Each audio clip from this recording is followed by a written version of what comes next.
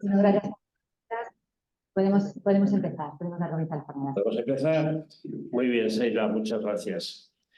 Muy buenos días a todos, bienvenidos a esta nueva jornada organizada por la FER CaixaBank y con la colaboración de COE, donde en este momento nos encontramos.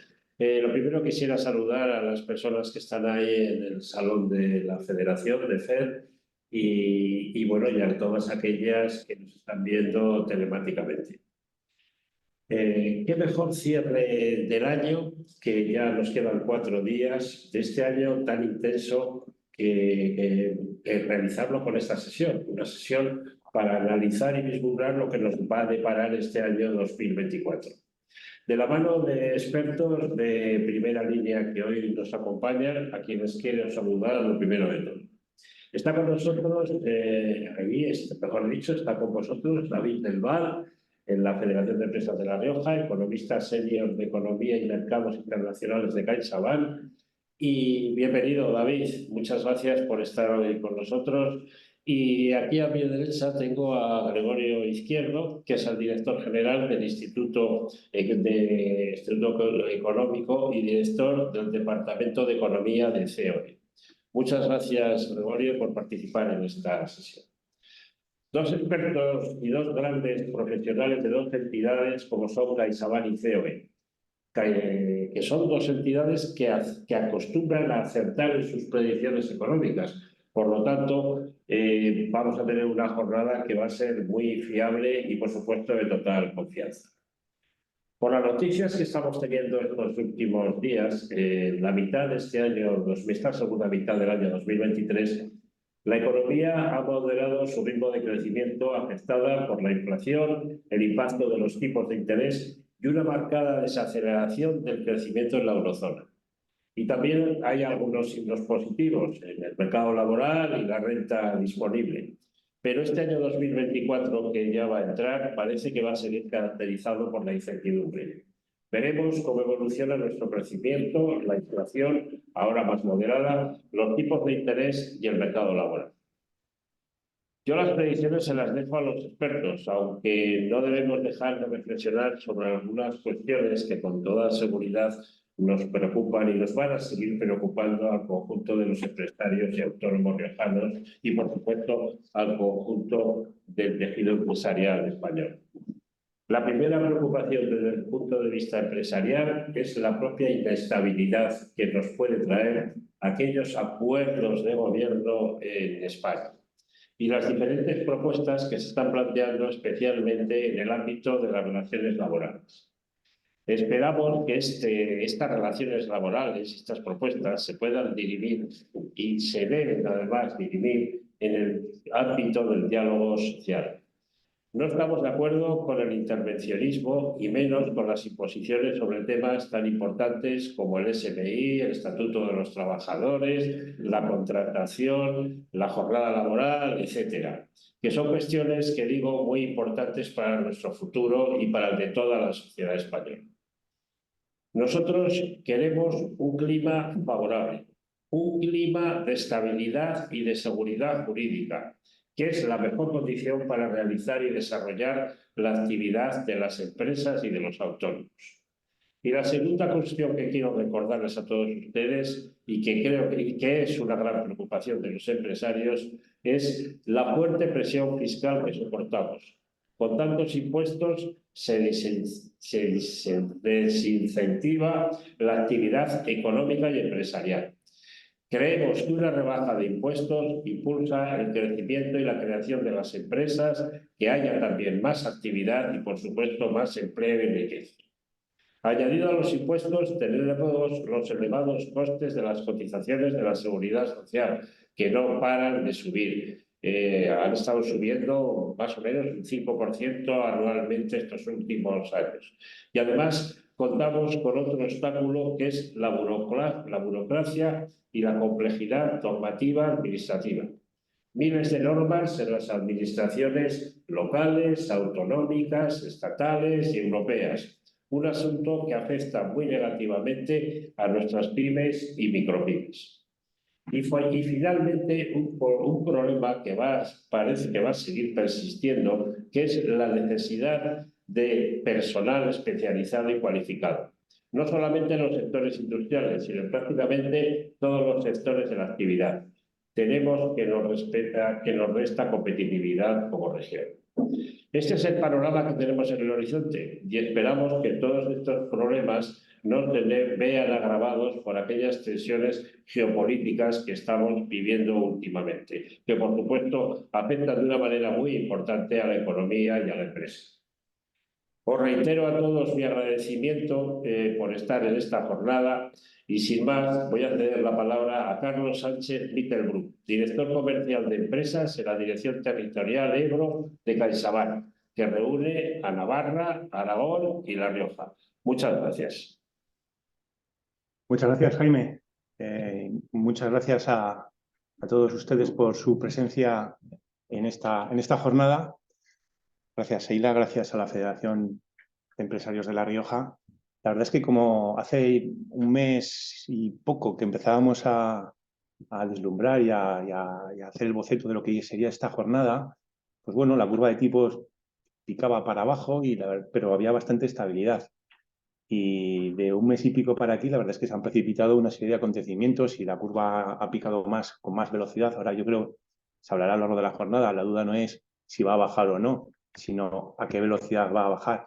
Lo que ha hecho que esta jornada, para mí personalmente, coja pues un cuerpo, un interés que pues muy importante, y espero que sea una jornada en la que podamos descubrir las claves que presumiblemente marcarán el nuevo año y para analizar las perspectivas económicas en España para el 2024. Para ello ya han hecho las presentaciones, contamos con Gregorio Izquierdo, director general del Instituto de Estudios Económicos y director de Economía COE, y David Del Val, que nos acompaña aquí en presencial, economista senior de Economía y Mercados Internacionales de CaixaBank Red. Muchas gracias a ambos, muchas gracias Seila, muchas gracias a la Federación de Empresas de La Rioja por permitirnos, como siempre, colaborar juntos con el objetivo de ser apoyo y referente para los empresarios riojanos que conformáis el verdadero motor de nuestra economía. 2024, sí, será un año cargado de desafíos. La pregunta es, ¿y qué año no es así? Desde hace, bueno, siempre ha sido, pero yo creo que desde la pandemia las cosas han cogido una velocidad y una intensidad nunca antes vista. El crecimiento económico se enfrenta a una serie de retos, a pesar de los cuales creemos que la economía española seguirá creciendo. Sin embargo, el crecimiento será más lento que en los últimos años, lastrado por 5 variables principalmente. La primera de ellas, los tipos de interés, con la previsión de que a partir del segundo semestre del próximo ejercicio empiecen a bajar. La pasada semana, la Reserva Federal, en la última reunión del año, ha proyectado bajar los tipos de interés hasta 75 puntos a lo largo del 2024. El Banco Central Europeo ha mantenido por segunda vez consecutiva los tipos de interés en el 4,5, en un contexto de contracción de la economía de la zona euro. Sin duda, ambos son indicadores de la previsible moderación de los tipos. Las siguientes variables son la inflación, también muy conocida en los últimos años por todos.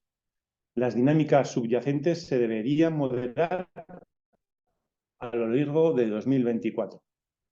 El Banco Central Europeo prevé que en la zona de euro la inflación descienda gradualmente durante el próximo año y que se acerque al objetivo de estabilidad de precios del 2% en 2025. Los siguientes indicadores, muchos de los cuales ha comentado Jaime, está en el crecimiento previsto en la eurozona, la inestabilidad política, que a nadie se nos escapa, que está dificultando la toma de decisiones económicas e inversiones en nuestro país, y, por supuesto, los conflictos geopolíticos que tensionan más los mercados de materias primas, energía y cadenas de suministro. Para 2024 preveemos que la economía española crecerá, como decía, pero moderará su ritmo de crecimiento hasta el 1,4%, tímido crecimiento sí, pero superando el 0,7% previsto para la zona euro. Este crecimiento se verá impulsado por la fuerte demanda interna y por lo que yo creo que es ya la consolidación definitiva de la recuperación del turismo. Cabe destacar también el buen comportamiento de la renta disponible en los mercados y el elevado nivel de ahorro que permitirá dinamizar el consumo privado. Imprescindible, por supuesto, el papel que está desempeñando el sector privado en el apoyo al crecimiento económico. Las empresas españolas están invirtiendo en nuevas tecnologías y en la expansión de sus operaciones internacionales. España tiene un fuerte tejido empresarial, competitivo, innovador y una población altamente cualificada. En La Rioja, el tejido empresarial tiene una serie de cualidades que lo hacen destacar a nivel nacional e internacional. La diversidad, con empresas de todos los tamaños y sectores que permiten adaptarse a los cambios de mercado, pero también la internalización, el equipo humano, por supuesto la empresa familiar y al apego a las tradiciones, pero siempre insuflando innovación. Estas podríamos ser, entre otras muchas, unas características que yo creo que impulsan y dan mucha fuerza al empresariado riojano. Las empresas riojanas tienen un papel fundamental en la economía de la región. Son un motor de empleo, sois un motor de empleo, de crecimiento, que contribuís al desarrollo social y cultural de nuestra tierra. Debemos ser prudentes, sí, aunque también mirar al futuro con optimismo. Y para potenciar el crecimiento económico hay que poner a las empresas en el centro, como motor de superación de las variables críticas. Pero además de establecer los mimbres de la situación real actual y previsiones para el próximo ejercicio, queremos hablar de oportunidades. Como con una adecuada información y herramientas necesarias, transformamos los riesgos en ventajas competitivas. Y en CaixaBank disponemos de la experiencia, los conocimientos y los instrumentos financieros necesarios para ayudarles a gestionar las oportunidades y riesgos que ofrece el momento actual. Somos una entidad de referencia para las empresas con el firme objetivo de aunar esfuerzos en la apuesta por el tejido empresarial riojano, con un gran valor y potencial resistente e innovador. Doy paso ya a los protagonistas de la jornada y espero, seguro, que llegaremos a establecer conclusiones que nos permitan acometer las decisiones más adecuadas, conociendo con solvencia a qué nos enfrentamos. Lo dicho, muchas gracias a todos por confiar de nuevo en las jornadas que colaboramos con la FER, a quien aprovecho una vez más para agradecerle su implicación y colaboración en este y en otros muchos proyectos. Muchas gracias a todos.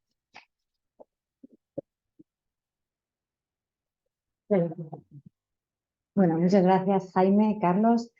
A continuación tenemos a David Elval, que es economista senior de Economía y Mercados Internacionales de CaixaBank Research. Gracias, David. Bueno, vamos a comparto ya presentación para que le puedan ver también Gregorio y Jaime.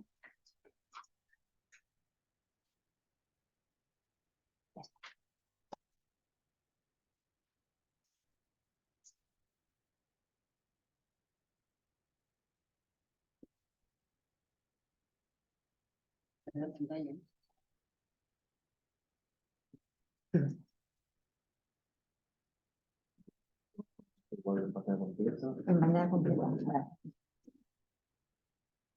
Vamos, salgo mejor y luego desde antes.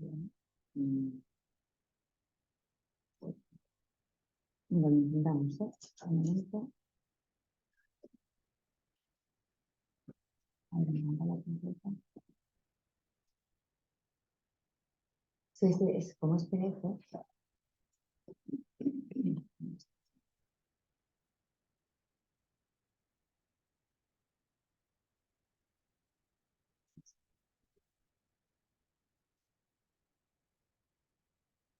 O en un sitio que también esté. Ya va.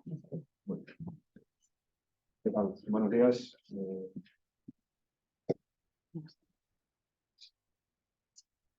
Como quieras, David.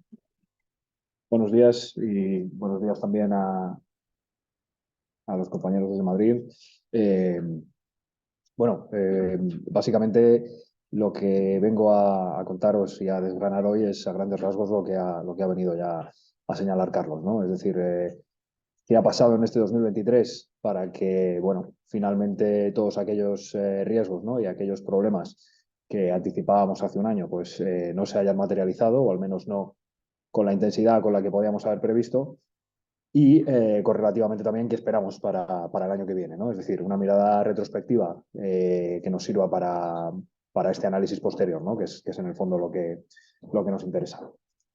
Y bueno, básicamente, he dividido la presentación en dos partes, una de todo el entorno internacional de los mercados desarrollados, principalmente Estados Unidos y la eurozona, con una pequeña pincelada de China, y después hablaremos un poquito más de España, pero de forma un poquito más reducida, ¿no? Y bueno, el resumen al final de año, el resumen de la coyuntura económica, pues es este que veis ahí, ¿no? Básicamente lo que tenemos es que bueno, el tan anunciado aterrizaje suave, ¿no?, de la economía y muy en particular de la de Estados Unidos, pues se ha producido, ¿no? De hecho, en Estados Unidos pareciera que los aerofrenos han seguido casi manteniendo los niveles de sustentación, porque en el tercer trimestre la economía creció un 1,3% en el trimestre, no en términos anualizados, bueno, es decir, en el trimestre, pero en términos anualizados, quiero decir, no comparando con el año anterior, sino comparando el verano con la primavera. Esto es básicamente lo que esperamos que crezca la economía española en todo 2024 con relación a todo 2023, para que nos hagamos una idea. Es decir, un ritmo de crecimiento muy elevado. Y que es, entre otras cosas, lo que ha permitido a la Reserva Federal bueno, comenzar a hablar, ¿no?, de reducir los tipos de interés, porque esto ha venido de la mano de un muy paulatino y progresivo e incansable reducción de la inflación, ¿no? Pero más allá de Estados Unidos, que sigue siendo el gran motor del crecimiento mundial, y ahora veremos con más detalle por qué, el resto del mundo pues no está tan boyante, ¿no? En la eurozona en particular tenemos una Alemania muy débil, lastrada pues, por todos los problemas derivados de la guerra de Ucrania y el encarecimiento de los precios energéticos que ya conocemos desde hace un par de años, y donde estamos destacando nosotros como principal motor del crecimiento entre las grandes economías, ¿no? Entonces, bueno, es un motivo también para congratularnos y para ser optimistas con las perspectivas de nuestro país. Tanto el Reino Unido como Japón están también registrando unos crecimientos muy magros.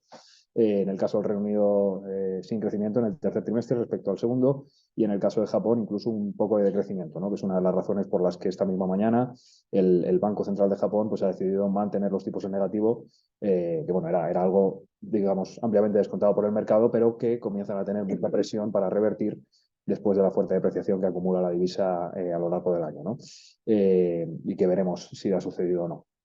Y una China que coyunturalmente continúa con los problemas en el sector de la construcción y que, bueno, pese a ser coyuntural, se está casi convirtiendo de una forma parecida, pero mucho más, digamos, atenuada y paulatina a lo que pudimos tener nosotros después del año 2010, pero digamos, un problema coyuntural que va impidiendo ciertos cambios estructurales, ¿no?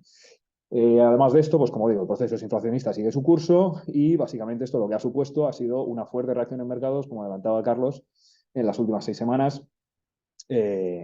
para tomar posiciones inversoras, no solo para el final de año, sino también para lo que quede de 2024 y que ahora desgranaremos con más cuidado. Y, como digo, la economía española manteniendo el tono y manteniendo, bueno, pues el buen ritmo en el verano, gracias al buen comportamiento del turismo, pero no solo, en general, gracias al buen comportamiento del sector exterior y muy en particular también al buen comportamiento del consumidor, ¿no?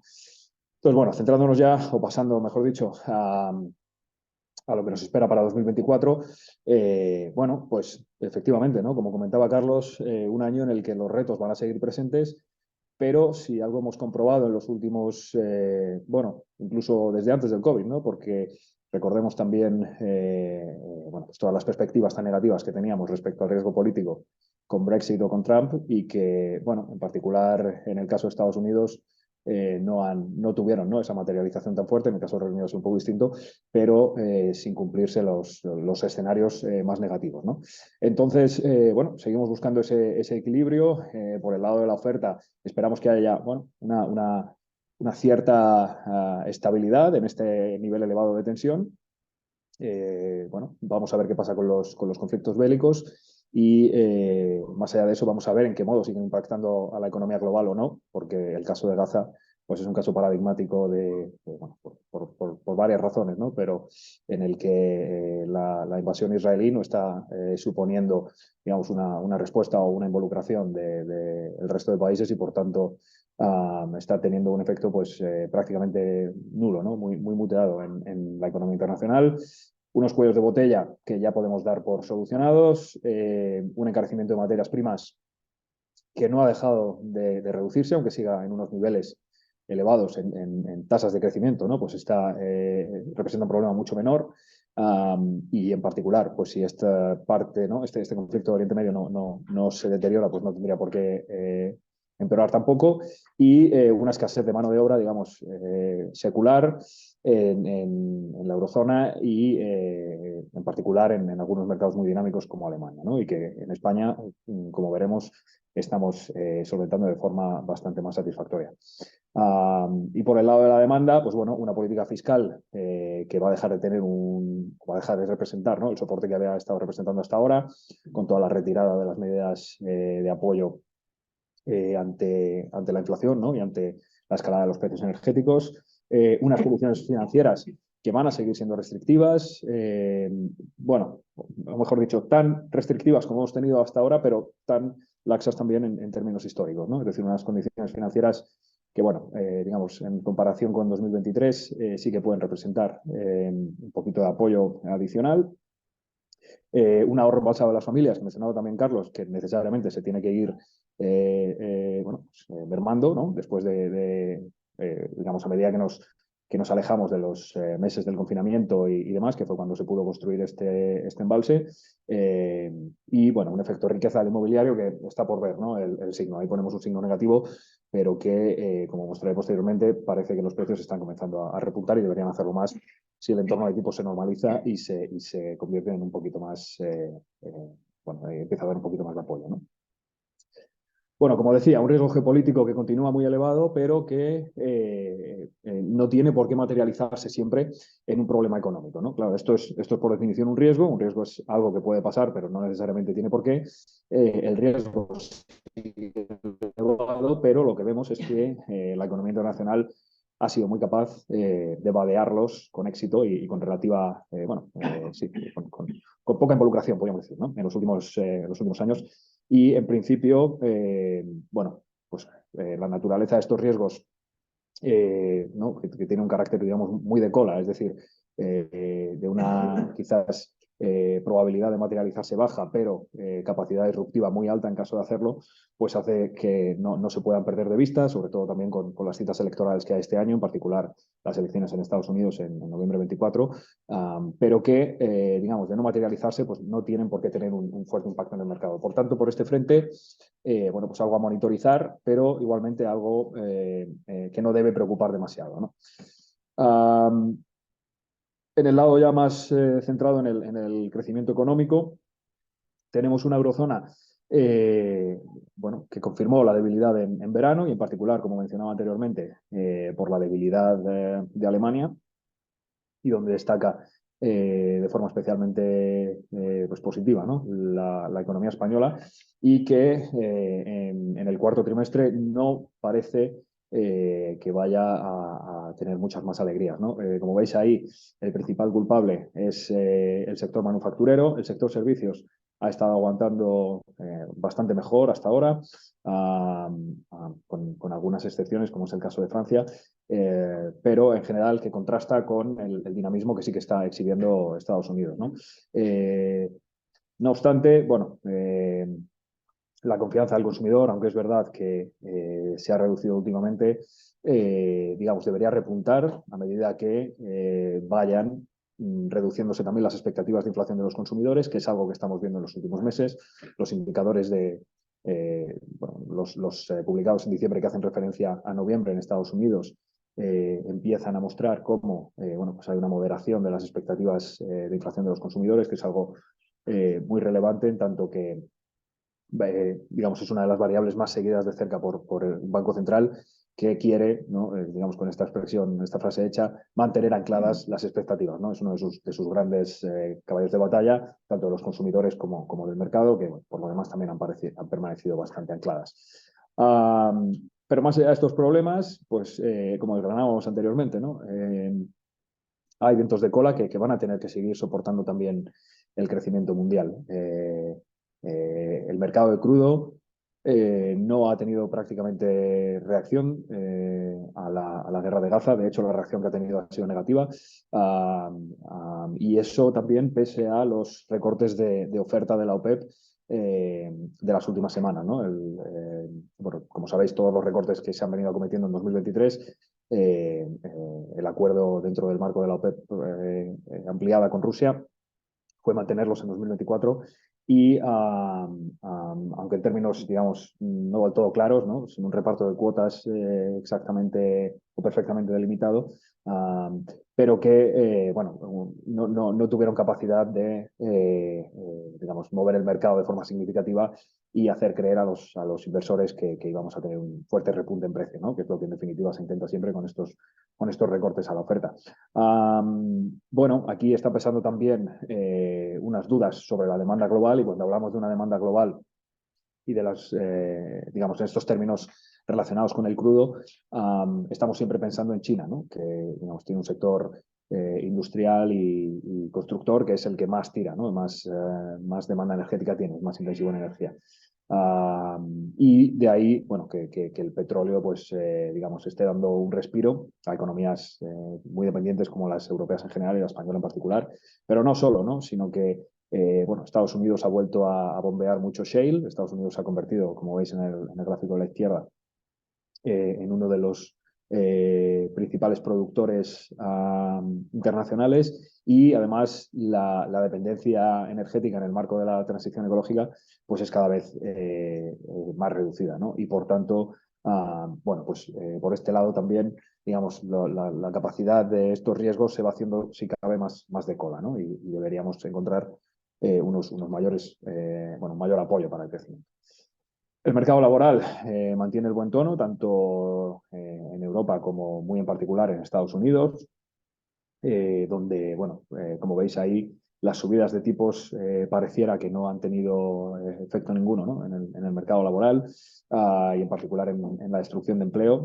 Y, bueno, todo esto que deberá pues, seguir soportando, como digo, el consumo privado de las familias y una desinflación que continúa su curso de forma muy paulatina, ¿no? Y no solo, digamos, en los índices más grandes o más relevantes, ¿no? Donde sabemos que pueden estar jugando o teniendo lugar pues, efectos base o que no nos están dando una información particularmente bueno, desgranada de las tendencias de largo plazo o de bajo fondo. Y, sin embargo, cuando miramos a estas, lo que tenemos es una constatación de que efectivamente la desinflación está teniendo lugar, ¿no? Cuando miramos bueno, pues, las medidas de inflación que tienen en cuenta solo los componentes menos volátiles, o cuando miramos la desagregación por componentes, o incluso otras medidas, ¿no? Como estas que veis ahí de intenciones de precios de venta, o bueno, los precios a puerta de granja, o los precios de producción, etcétera, etcétera, todo nos está señalando en la misma dirección de moderación y de, en definitiva, éxito de los bancos centrales en este ciclo de subidas, doblegando la inflación, ¿no? Bueno, esto es una muy buena noticia y en general no tenemos por qué pensar, insisto, salvo que alguno de estos riesgos, como pues un recrudecimiento, ¿no? de las tensiones en Oriente Medio que involucre a otros actores regionales, etcétera, etcétera, y que supongan un aumento de los precios de la energía y demás, no tenemos por qué pensar que se vaya a ir revirtiendo, toda vez que los indicadores de cuellos de botella y de todos aquellos problemas que se pudieron agolpar durante la pandemia, pues se han ido también relajando, ¿no? Y bueno, pues en definitiva esto lo que ha permitido, digamos, esta combinación de un mercado laboral que no se resiente, ¿no? Que sigue dando, es verdad, una imagen de tensionamiento, pero que, bueno, sigue manteniendo, pues en el caso de Estados Unidos, una cierta exuberancia, una inflación controlada y bueno, pues la posibilidad, ¿no? de seguir, digamos, haciendo un tanto de alquimia con el crecimiento económico, pues es lo que ha permitido a la Fed comenzar a anunciar el comienzo de las futuras bajadas de tipos, o mejor dicho, certificar y anunciar en rotundo el fin del ciclo de subidas, ¿no? Que es algo que el mercado venía descontando desde hace tiempo, que era inminente, ¿no? Pero, digamos, el gran lema en el mercado durante el verano y en gran parte del año, ¿no? con algunos altibajos, como si recordáis en marzo la caída del Silicon Valley Bank, etcétera, pero era higher for longer, ¿no? Es decir, tipos más altos durante más tiempo. Y en este mood, digamos, en esta esta temperatura inversora nos hemos estado moviendo hasta que el cambio es, oye, ya no vamos a pensar en tipos más altos y durante más tiempo, vamos a empezar a pensar y a contemporizar cuándo van a ser las primeras bajadas de tipos, porque, digamos, son más o menos inminentes, ¿no? Y bueno, esto que era algo que la Fed había estado, digamos, empujando y combatiendo, pues en general a lo largo de todo el verano, ¿no? Insistiendo en esta idea del higher for longer, desde mediados de octubre se convierte en bastante imparable a la vista de los buenos datos de inflación.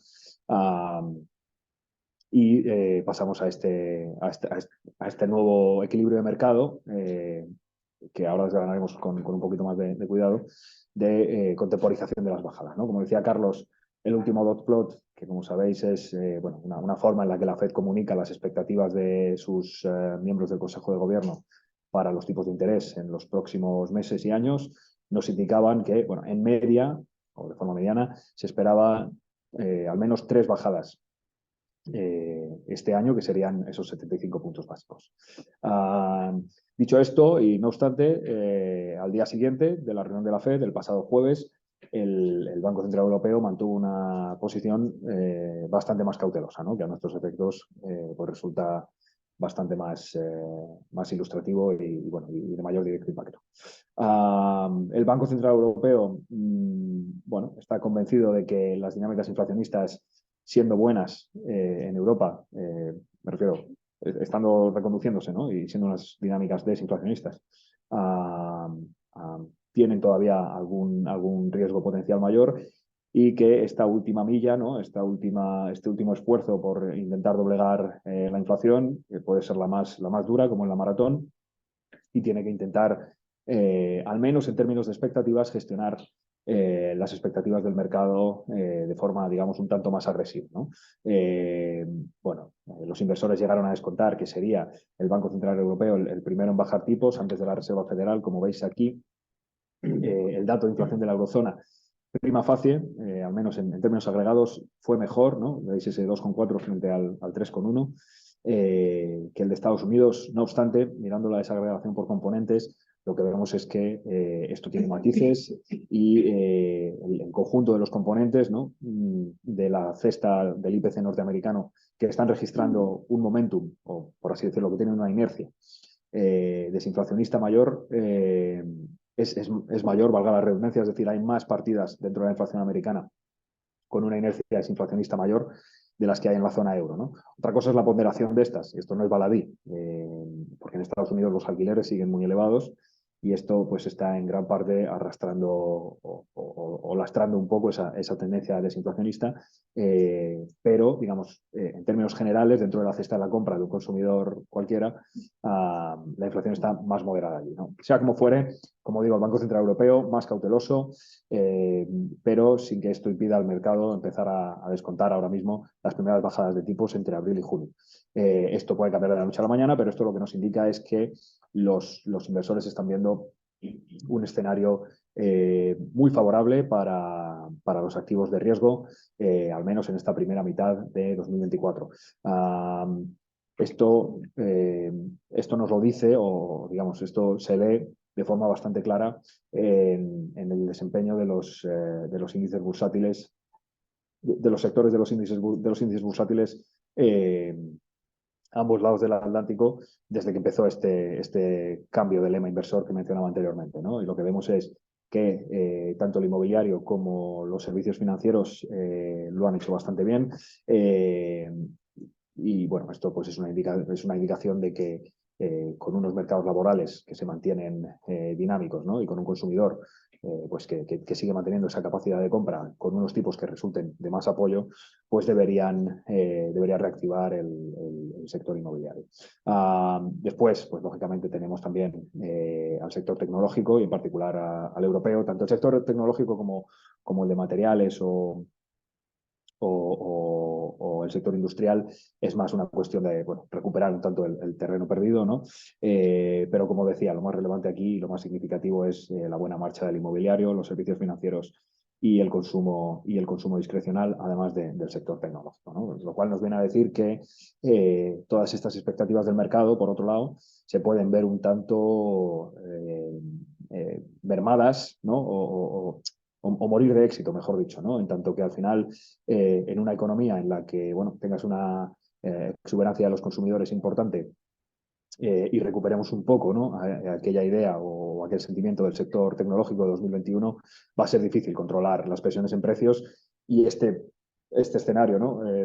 Bueno, aterrizaje perfecto que se estaría descontando, pues puede paradójicamente poner una renovada presión sobre los bancos centrales para intentar controlar la inflación, ¿no? Es decir, va todo tan bien y la gente está gastando con tantísima exuberancia, que la inflación no se domeña con la facilidad que querríamos ver. No sé el tiempo que me queda, pero creo que estoy un poquito lento, ¿no? Sí, bueno, puedes estar unos minutos Bueno. más, por ejemplo, te parece, lo que quieras. ¿Perdón? Si quieres unos minutos más. Vale. Bueno, pues muy rápidamente y de forma ya un tanto más estructural para cerrar esta parte de economía internacional. Bueno, lo que vemos es que en términos, como digo, más estructurales, seguimos viendo ese cambio de marcha en el orden global y esa relativa pérdida de importancia de las economías tradicionalmente más grandes, como son la americana y la europea, en pos de la China o de otros emergentes, y en particular estos últimos. Pero, no obstante, lo que vemos también es que el mayor beneficiario de la guerra comercial que iniciase Trump ha sido el propio Estados Unidos, ¿no? Sí que vimos un repunte de las exportaciones chinas durante la pandemia, pero después también vemos cómo esto se va paulatinamente, esta ganancia de cuota, ¿no? Un tanto artificial, se va paulatinamente disipando o desapareciendo. Otro tanto con una Unión Europea que sigue muy enfocada, ¿no? en la exportación de bienes industriales y de bienes de equipo, y en particular liderada por Alemania y por todos los países involucrados en su cadena de producción del centro de Europa, un Estados Unidos que se mantiene, ¿no? mucho más plano y mucho más capaz de mantener el tipo y de mantener una economía, como digo, que sigue registrando unas tasas de crecimiento importantes. Estados Unidos ha sido capaz de cambiar sus socios comerciales con relativa rapidez, y lo que estamos viendo es una cierta fragmentación de la economía mundial en una tendencia que nada invita a pensar que no vaya a prolongarse en 2024 en adelante, ¿no? Lo que hemos tenido ha sido un cierto pico globalizador, ¿no? Al menos de la globalización tal y como la habíamos conocido hasta ahora, es decir, una globalización muy basada en manufacturas, ¿no? Y en una reconexión con Asia, y en una China muy capaz de empezar a producir productos manufacturados, primero de bajo valor añadido y luego de mucho mayor. Como digo, esto es la globalización tal y como la hemos conocido hasta ahora, pero probablemente en 2024 lo que sigamos viendo sea una profundización del comercio de servicios y una profundización de todos los mercados digitales, etcétera, lo cual también es sin duda una clase de globalización, que no obstante también no está exenta, ¿no? de estos riesgos de fragmentación. En general, unas cadenas de valor que al menos no están profundizando en su alargamiento. Es decir, lo que estamos viendo es una economía global que, como poco, no está continuando con la integración que habíamos visto hasta ahora, ¿no? Y nada hace pensar que esta tendencia se vaya a tener que revertir en 2024. Como digo, en términos muy concretos también de comercio de bienes, como veis ahí en el gráfico de la derecha de la pantalla, la línea roja de servicios lo que indica es que, si bien el comercio de manufacturas, ¿no? que sería la línea azul clarita, parece haber tocado techo, el comercio de servicios no lo ha hecho tanto, ¿no? Y esto es una muy buena noticia también para España, que estamos siendo muy capaces de capitalizar una venta exterior de servicios y no solo turísticos, ¿no? Por último, como decía anteriormente, hay que mantener un ojo en China, porque a pesar de la fractura, ¿no? y de la desagregación de la economía mundial, podríamos decir, China sigue siendo un player muy importante, y el ajuste de su sector inmobiliario está tomando más tiempo del deseado, Es de esperar que a medida que avance 2024 esto se vaya paulatinamente pues mejorando, ¿no? Sin llegar quizás a tener una mejora total, pero en cualquier caso será un viento de cara que seguirá drenando crecimiento de la economía china y por tanto de la economía mundial. Yo creo que quizás lo dejamos aquí, si te parece, y que pase Gregorio. Si no, luego podemos hablar un poco más de economía española o lo que queráis. Pues muchas gracias, David. Luego habrá un pequeño debate después Claro. de la intervención de Gregorio. Ahora, si os parece, bueno, dejo de compartir la pantalla. Bueno, pues muchas gracias, David. Quédate aquí conmigo si quieres. Y nada, bueno, paso a presentar a Gregorio Izquierdo Llanes, ya lo ha presentado antes Jaime, director general del Instituto de Estudios Económicos y director del Departamento de Economía de COE. Nada, Gregorio, cuando quieras. Pues muchas gracias. Yo quiero comenzar agradeciendo a Jaime García Calzada, presidente del FER, el hecho de que nos haya invitado a participar y acompañaros en un evento que para vosotros, sí, siendo de Rioja, y para nosotros es muy importante el poder participar en él. No hay mayor satisfacción en COE que acompañar, participar y disfrutar de los éxitos de las asociaciones territoriales y en especial tan querida como La Rioja. También felicitar a CaixaBank por la iniciativa que está teniendo. Yo creo que es una iniciativa muy importante, aproximar la coyuntura económica y las preocupaciones económicas al empresariado, y por eso yo creo que CaixaBank está siendo en este aspecto una empresa líder, tal como es en España, y también a nivel macroeconómico. Nosotros colaboramos mucho con CaixaBank en estos aspectos, con el director de estudios, Enrique Fernández, con José Ramón Díez, con David del Val, que ha hecho una intervención brillantísima. Muy bien, la verdad es que muy bien. La verdad es que voy a aprovechar el hecho de que haya intervenido David antes para redactar mi intervención, intentando no solaparme con él. Cuando vemos el año 23 en la economía mundial, pues la reflexión que nos viene de inmediato es que el crecimiento ha sido mejor de lo que esperábamos. Cuando empezamos el año, algunos decían que sí íbamos a entrar en recesión, la economía mundial, en un entorno desconocido, porque nunca habíamos asistido a una subida de los tipos de interés tan intensa y tan abrupta en la historia más reciente. Y cuando se produjo en el pasado, como sucedió en los años 80, lo que sucedió a continuación fue una recesión. Sin embargo, no se ha producido este evento. Es decir, realmente la economía mundial entró con unas secuelas del COVID, con unos problemas de escasez de suministros, de ruptura de cadena de suministro, de encarecimiento de materias primas, que desencadenan inflación, obliga a autoridades monetarias a subir los tipos de interés. Y hasta aquí, la siguiente fase, que era que asistir a una recesión, no se ha manifestado a nivel global. De hecho, ha sorprendido a la economía americana. La resistencia que ha tenido la economía americana este año ha sido fantástica, e incluso en algún momento, el tercer trimestre sobre el segundo, incluso con una cierta aceleración. Una economía americana que además ha dado unas señales muy importantes de fortaleza en el mercado laboral conjunto del año. Por contra, la economía europea sí que ha tenido problemas. La economía europea, no solamente por la crisis COVID, sino también por el ajuste estructural que ha supuesto el encarecimiento de la energía en un país como era Alemania, que era muy dependiente del gas de tubería barato, y eso ha desaparecido en el momento actual. Y esto ha supuesto un ajuste estructural, es decir, se le ha supuesto el estrangulamiento del cambio en los precios relativos de la energía con el problema de la subida de los tipos de interés. Alemania es una parte muy significativa de la economía euro y esto ha lastrado el crecimiento económico.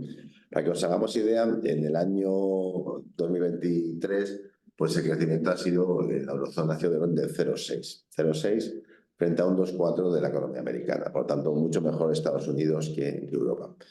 Además, en el conjunto del año vemos cómo el año empezó mejor de lo que terminó. Es decir, los indicadores avanzados más recientes, sobre todo a partir del verano, se ha deteriorado muy fuertemente, como explicaba el compañero David del Val con las gráficas, ¿no?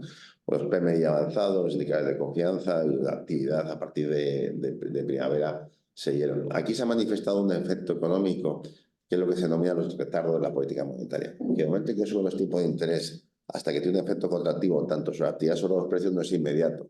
Y eso es lo que explica por qué la subida de tipo de interés de hace un año, los efectos contractivos se manifiestan con retardos. En otras cuestiones, por ejemplo, cuando se revisan las hipotecas, pues se revisan una vez al año. Entonces, cuando la subida de tipo de interés permanece fijo durante gran parte del año. De hecho, se estima, es una cuestión que está discutida, pero se estima que puede ser 3, 4, 5 trimestres los efectos, el tiempo que una subida de tipo de interés tiene efectos contractivos. Y esto es importante. ¿Por qué? porque vemos que los tipos de interés ya han dejado de subir, que es el gran cambio, entre otras cosas, porque la inflación ha empezado a presionar.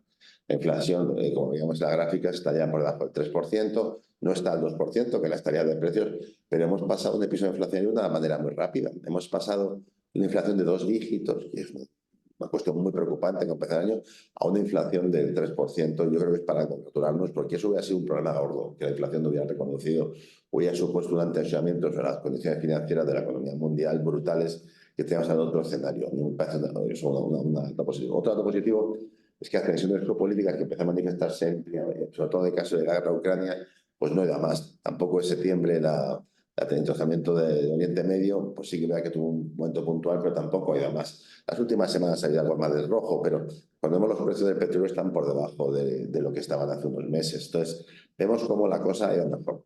Pero lo que son los tipos de interés, como ya han anticipado, pues ahora ya la discusión no es si van a subir más o no, que parece que ya no es ese tema central, sino cuándo van a bajar. Aquí los mercados financieros están descontando que pueden empezar a bajar, sobre todo al principio de la segunda mitad del año 24, y de hecho eso es lo que explica rally que las bolsas han tenido en el mes de noviembre, cambio de expectativas de los tipos de interés, que se ha manifestado también en lo que llaman la curva de tipos. La curva de tipos son los tipos de interés a distintos plazos, y se ha visto como los plazos de largo plazo han empezado a presionar muy rápidamente como consecuencia del entorno de menores tipos de interés. Es verdad que eso es lo que descuentan los mercados, y los mercados no necesariamente son el mejor predictor de los tipos de interés. Ojalá fuera así, pero vamos, sí que parece que a la segunda mitad del año hay algunos que dicen que en junio, otros que en septiembre, pero que sí que empezaremos a bajar tipo de interés, y eso hace un escenario ya totalmente distinto. El buen dato de inflación conocido recientemente en noviembre en Estados Unidos y Europa, pues yo creo que da mucha tranquilidad al escenario.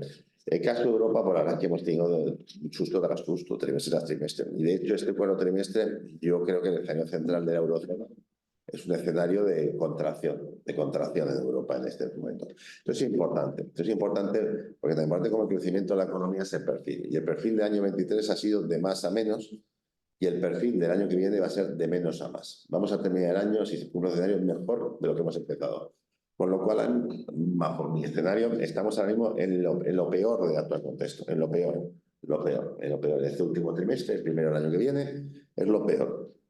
La verdad es que ahí vemos cómo los mecanismos de transmisión de la política monetaria han funcionado no solamente en lo que son subidas de tipo de interés, sino también retirada de liquidez. Han dejado de recomprar la deuda pública a los ritmos que lo estaban haciendo, y esto sin duda ha tensionado las condiciones financieras. Un mecanismo de transmisión que ha funcionado muy bien para controlar la inflación, pero no tanto para la actividad económica, es la contracción del crédito. Se ha producido la contracción del crédito, como es lógico en el cambio de contexto. En unas condiciones financieras de tipo de interés negativos, pues el nivel de crédito óptimo es mucho mayor que otras condiciones con tipos de interés reales tipo de interés nominales ya más significativos y reales menos favorables. Y yo creo que aquí lo que es la contracción de crédito, yo creo que se visualiza una situación peor de la que realmente está pasando. ¿Por qué? Porque el crédito en términos netos se ha contraído más que en términos brutos. Es decir, las entidades financieras sí que están dando crédito a los proyectos razonables, viables, con plan de negocio, y se está viendo. Lo que sucede es que en el cambio tan rápido de condiciones financieras, muchas empresas se han desapalancado porque con una deuda de coste cero, pues no era un problema tener deuda. En el momento en que la deuda empieza a valer, pues las empresas que han podido lo han hecho. De hecho, la mejora de las cuentas de resultados del año 22 que hubo se destinó en su mayor parte a desapalancar el tejido empresarial. Llegamos aquí a lo que es la economía española, que es la parte que hemos dejado un poquito más abierta, ¿no? Pues la verdad es que la economía española ha tenido, el INE revisó las cuentas nacionales en otoño y nos visibilizó una cuestión muy importante, y es que la recuperación de la economía española pues había sido algo más intensa de lo que inicialmente se había barajado. Pero la verdad es que cuando vemos las variables macroeconómicas, vemos que por fin hemos recuperado el nivel previo pre-COVID, pero cuando desmenuzamos las variables nos preocupamos. ¿Por qué nos preocupamos?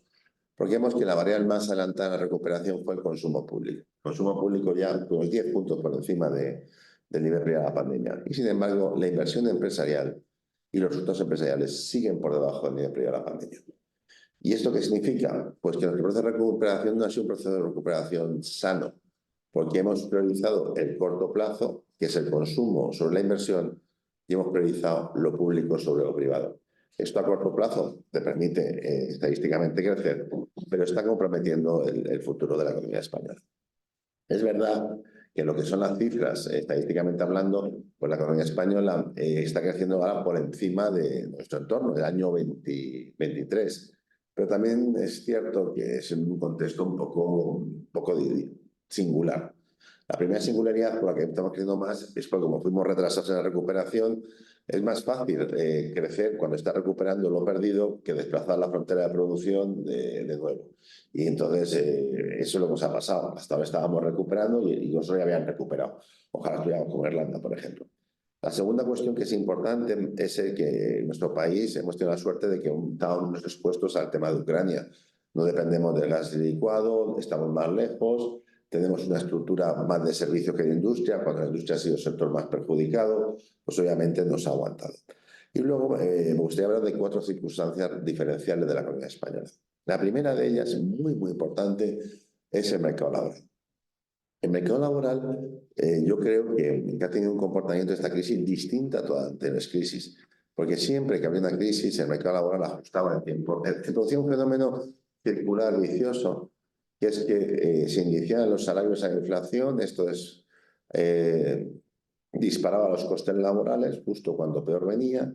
Esto suponía una contracción del tejido productivo, de desaparición de pérdidas, de resultados negativos, de desaparición del tejido productivo, de destrucción de empleo, y esto hacía, intensificaba la pérdida de actividad económica. Esto es lo que nos pasó en anteriores crisis.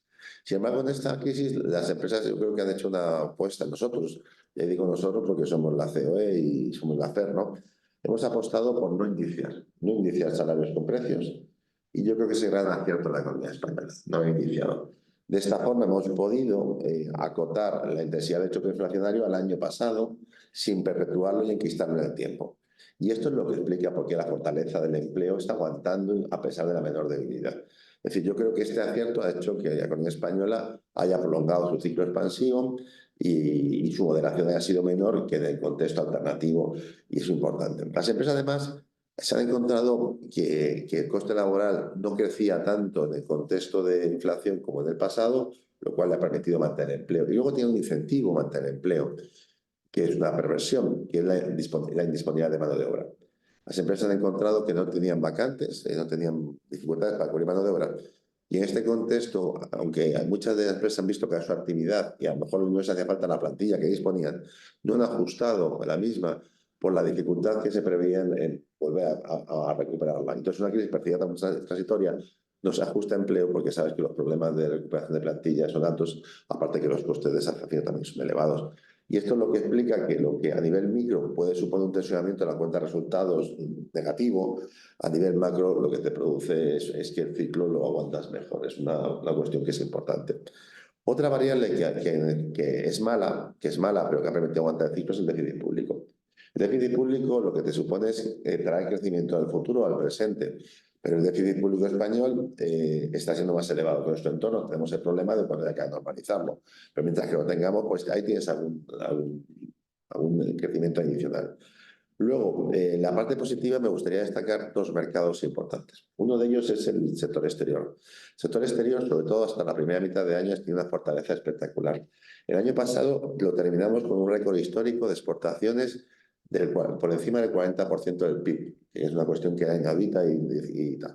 Y es verdad que en los últimos trimestres pues, ha empezado a perder algo de fuelle, pues tampoco podía haber, pero los esfuerzos de competitividad de toda la década anterior han sido muy positivos para que la demanda externa esté dando un crecimiento este año, puede dar desde unos 0,8 décimas, casi un punto de crecimiento viene del sector exterior. Y luego el otro elemento que es muy singular y que no se utiliza en análisis, pero como me consta que muchos empresarios son del sector, me gustaría destacarlo, es el tema inmobiliario. El tema inmobiliario es un mercado muy singular, y en España está teniendo un comportamiento mejor que en nuestro entorno. Los mercados inmobiliarios son mercados locales, tienen comportamientos distintos. ¿Por qué está teniendo un comportamiento mejor? Pues en primer lugar, porque no hemos tenido una acumulación de vacantes como en la anterior crisis del año 2007. La acumulación de vacantes en términos de inmobiliarios se llama crisis de oferta. Las crisis de oferta necesitan para su corrección de ajustes brutales de precios y por medio de fallidos, de morosidad, de quiebra de empresas, desaparición, que es lo que nos pasó en el año 2008, 2009, 2010, la anterior crisis. Esta, sin embargo, el ritmo de creación de viviendas era tan moderado que ni siquiera era capaz de alcanzar la creación de hogares. Es decir, la capacidad de absorción de la economía española, incluso en el año 23, ha sido positiva. Es decir, ha habido mayor aumento de hogares que el número de viviendas. Aquí hemos tenido lo que son las paradojas, que ha sido la subida del precio de los costes de construcción. La subida del precio de los costes de construcción es un efecto contractivo para cualquier sector, pero muchos empresarios lo percibían como un efecto transitorio. Y esto hizo que muchos pusieran proyectos, de momento que se llama los costes de construcción, porque un proyecto que va a hacer 2 o 3 años, si sabes que los costes de construcción han subido puntualmente, intentas evitar esa subida. Esto es lo que explica por qué el sector de construcción tuvo una mayor dificultad en el año 22, pero esa inercia del 23, porque el sector de construcción tiene mucha inercia de que se inicia, está aguantando construcción 23 y 24 debido a este fenómeno. Y luego tienes los dos fenómenos importantes. La demanda potenciada con los hogares, la demanda efectiva en la capacidad de compra. Es verdad que las viviendas han encarecido, pero el esfuerzo sigue todavía en ratios sostenibles, sobre todo en los mercados más solventes.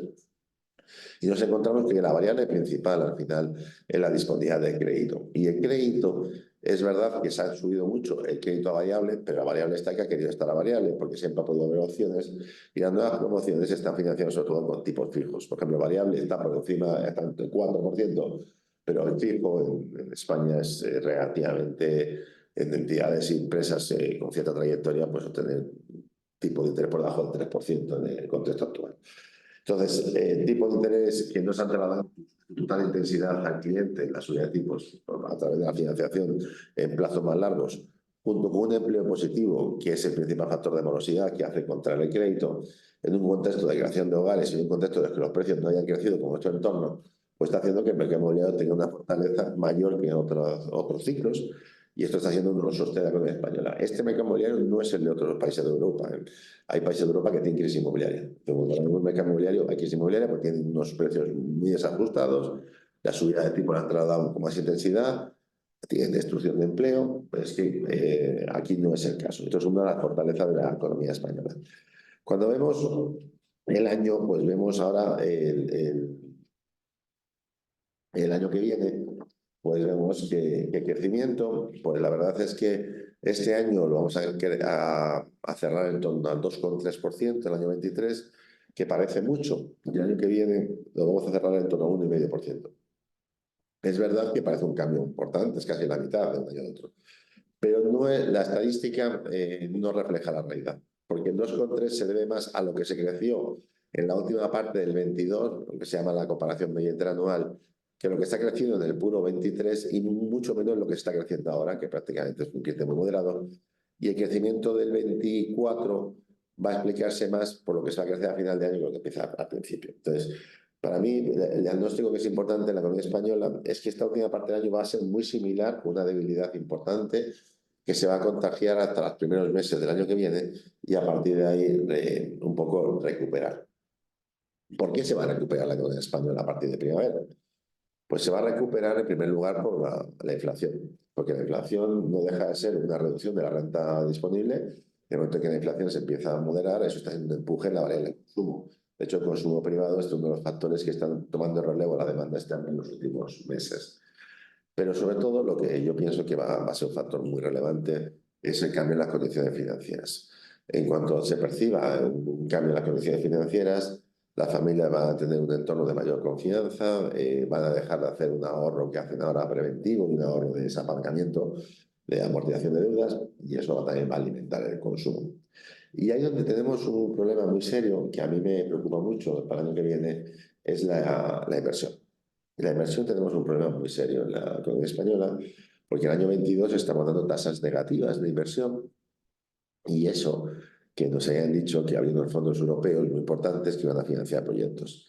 Cuando hemos visto los fondos europeos, hemos detectado que estos fondos europeos se han gestionado de una forma muy lenta, muy burocrática, y cuando hemos descubierto los 100 principales beneficiarios de fondos europeos, hemos llegado a ser sorpresa del excesivo protagonismo en los mismos del sector público.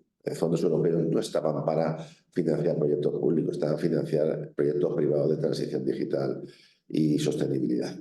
Y esto es un problema. Es verdad que pensamos que a ver si es un fenómeno transitorio, que según se vayan instrumentando los fondos europeos, llega más al sector privado, porque hasta ahora no ha sido el caso. También pensamos que las ayudas financieras, que son 70 millones de euros, que es la segunda parte de los fondos europeos, en la medida que van acompañando a estos financieros, son expertos en lo que es la evaluación y gestión de proyectos, cuando pasó con los créditos ICO de COVID, que fueron inmediatos en el tiempo, pues es posible la paradoja de que las ayudas financieras van a ser menos fondo, menos ayuda que una subvención, pero previsiblemente se van a destinar a mejor forma que lo que son las subvenciones. Y ese es un poco el contexto de la economía española. La verdad es que el hecho de...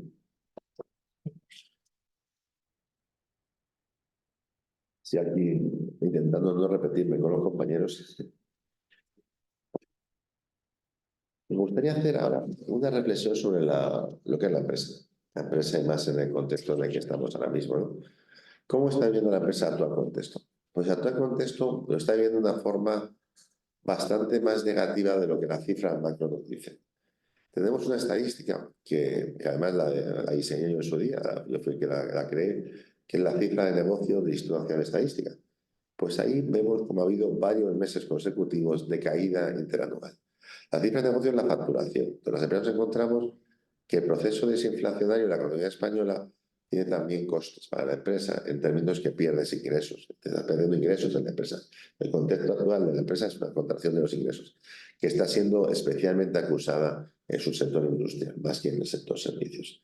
Entonces, en torno al 23, en un contexto de caída de ingresos en términos globales para la empresa española. De hecho, a final de año habremos incluso un crecimiento positivo del PIB, un estancamiento de los ingresos. Pero claro, este estancamiento de los ingresos se produce al mismo tiempo con un escenario de subida de costes. Vemos cómo los costes financieros han subido fuertemente. La empresa, por ejemplo, en el año 23 vamos a amortizar casi 18 puntos de PIB de deuda de lo que teníamos. Vemos cómo se ha reducido mucho la deuda también entre empresas. Por ejemplo, la deuda entre empresas estaba al 27% del PIB y ya se ha reducido al 18% del PIB. Las empresas no se financian con la misma que hacían antes. Esto lo hacen porque le cuesta más y porque tienen más miedo a financiarse unas a otras por riesgo de morosidad. Y luego lo que es la deuda empresarial con el sector financiero también se ha reducido. Aquí vemos cómo, en términos generales, las empresas, a pesar de la subida de tipo de interés, no se ha producido otro problema que solía producirse, que es el de la morosidad. Es decir, los indicadores de vulnerabilidad financiera que se hacen, que son los ratios que es el servicio de la deuda sobre la capacidad de pago de la misma por parte de las empresas, es verdad que han subido, pero en promedio siguen siendo razonables, más o menos son por debajo del 20%. Es decir, el conjunto de empresas españolas solo dedican al servicio de deuda un 20% de sus beneficios. ¿Cuál es el problema? El problema es que la media que cubren realidades muy heterogéneas. Y una empresa que tenga pérdidas ocupa más del 100% de su resultado en cubrir la deuda. Ahí están los problemas, los casos más heterogéneos. Luego está el problema de los costes laborales. Los costes laborales yo creo que a partir de la primavera y de forma consecutiva a la firma de la ANC empezaban a flexionar, a moderarse. Iban disparados, casi llegaban al 6% y ya empiezan a ir al 4%, por encima del 4% los nuevos convenios. ¿Cuál es el problema? El problema es que el efecto de la subida de tipo de interés del año 2022, por mucho ANC que hagamos, parte de ello se ha trasladado al 23, parte se ha absorbido, pero parte de ello al 23. También es verdad que llegamos el 22, que el ajuste fue muy moderado, pero aún así el problema es que la subida de costes laborales se produce en el 23, que además se ve agravada por un problema. Es decir, que no es tanto la remuneración por asalariados que también, sino que a la remuneración por asalariados se debe el ajuste de la productividad. Porque uno de los problemas que estamos teniendo es una caída de la productividad y la remuneración salarial con caída de productividad supone que los costes laborales crecen por encima de los salarios. Y esto es un problema que, sin duda alguna, es lo que está explicando, por ejemplo, por qué el empleo en España está empezando a resentirse. Nosotros vemos como las estadísticas de empleo de los primeros semestres fueron muy positivas, pero yo tengo un modelo que en el último trimestre del año me sale que el empleo en términos de afiliación, a saber cómo termina diciembre, que es complicado, pero nos sale un 0,1 de estancamiento del empleo en este ya cuarto trimestre. Y es lógico, porque cuando los salarios estaban en un nivel más moderado en relación a la inflación, el empleo iba positivo. Cuando los salarios empiezan a recuperar el terreno perdido de la inflación, el empleo se resiente. Y luego tenemos un efecto positivo que son la caída de costes de materias primas y energía. A mí me gustaría hacer una reflexión. Nosotros ayer presentamos un informe de lo que es la recuperación de la economía española, que ha salido en todos los medios de comunicación. Y muchas veces se nos echa la culpa a las empresas de que somos un problema y que hemos alimentado la inflación. No es cierto.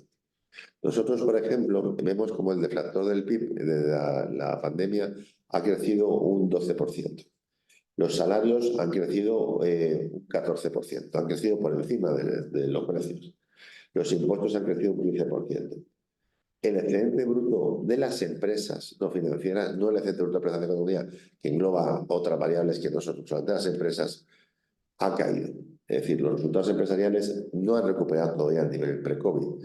Entonces, difícilmente el que no ha recuperado su puesto de partida puede ser responsable de ningún aumento inflacionario. Y esto es una cuestión que nos preocupa, porque pensamos que este retraso en la recuperación de los resultados empresariales, que además se produce con una contracción de los resultados, el año 2022 en promedio los resultados empresariales van a ser peores que el año 2023 van a ser peores del 3% que lo del 22. El 22 hubo una normalización muy fuerte de resultados hasta el cuarto trimestre del año, pero este año hemos perdido resultados. Aquí se ha visto un fenómeno que es una cuestión muy singular y que en un contexto de empresas tenemos que ver. Y es que los fenómenos inflacionarios a corto plazo pueden alimentar los beneficios, porque a corto plazo ves el ingreso de la inflación mayor, pero los costes no los percibes. El problema es que esto no es muy corto, de un muy poco periodo transitorio. Enseguida, los efectos retardados de aumento de costes de la inflación se te producen y los efectos de caída de ingresos de la desinflación también se te producen. Y entonces, ¿qué es lo que estamos? Por eso es un poco decepcionante. El año pasado, como estamos en la primera fase del ciclo, pensando que las empresas éramos, si creaste un observatorio de márgenes, me acuerdo, cuando se estaba viendo el contexto en su integridad. En fin, a corto plazo, la inflación, claro que te genera una mejora de beneficios, pero muy transitoria. A largo plazo, una pérdida. Y eso es lo que explica por qué la inflación y el crecimiento son variables inversas.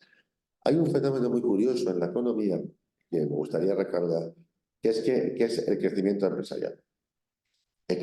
Nosotros siempre pensamos que las empresas crecen porque crece la economía, y no es así, es al revés. La economía crece porque las empresas crecen. Entonces, cuando hay un fenómeno de recesión, eso es porque las empresas no han podido crecer o han reducido tamaño o hay una pérdida de tejido productivo.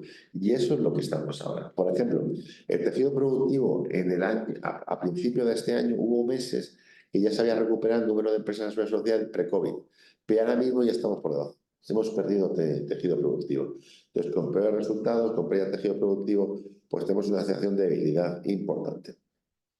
Y ese es un poco el escenario que hay. A mí me gustaría hacer una reflexión, si me dejas, Jaime, de largo plazo, de cómo vemos la situación económica actual.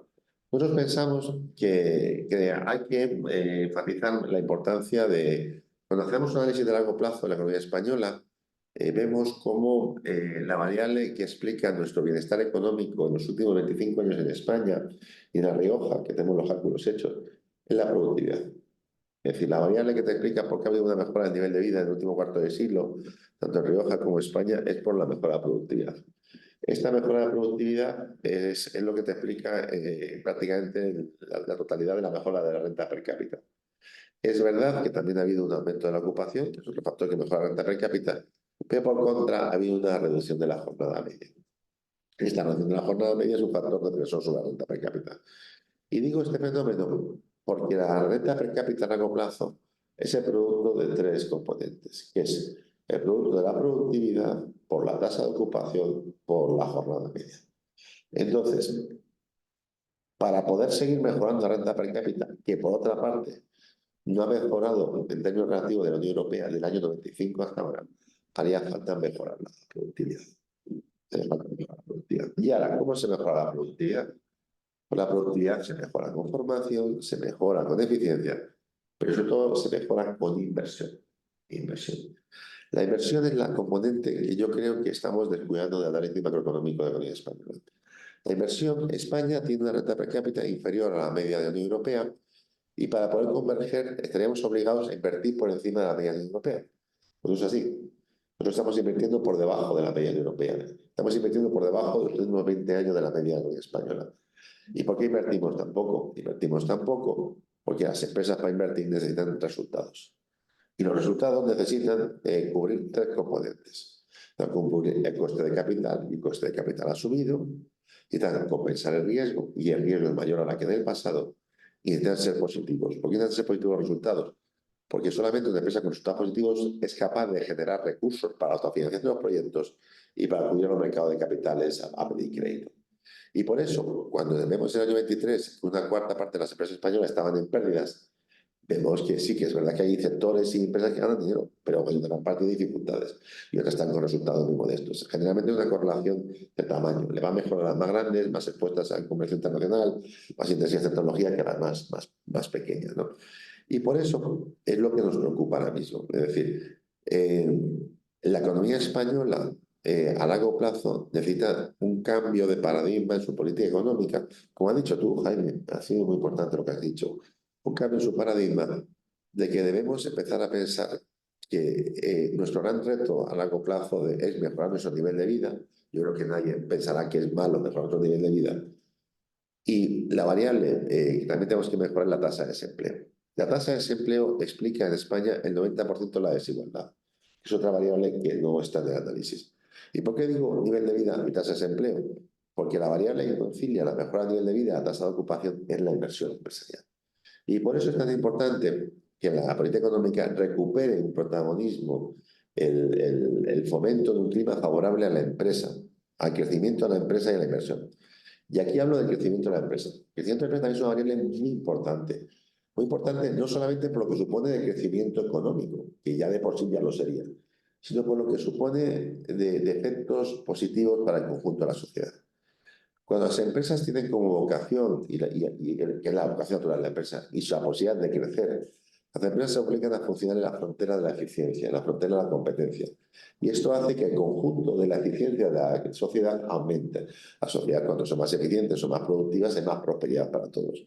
Pero es que el resultado del crecimiento, las empresas cuanto más tamaño alcanzan como consecuencia del crecimiento, se hacen más productivas, está correlado también positivamente con la intensidad de tecnología, con la dotación de capital humano y con una variable muy importante que en España tenemos el problema, con la capacidad de resistir a los choques externos, a la resiliencia. Empresas cuanto más grandes, más capacidad de resistir a las crisis. Y es una dificultad de la economía española.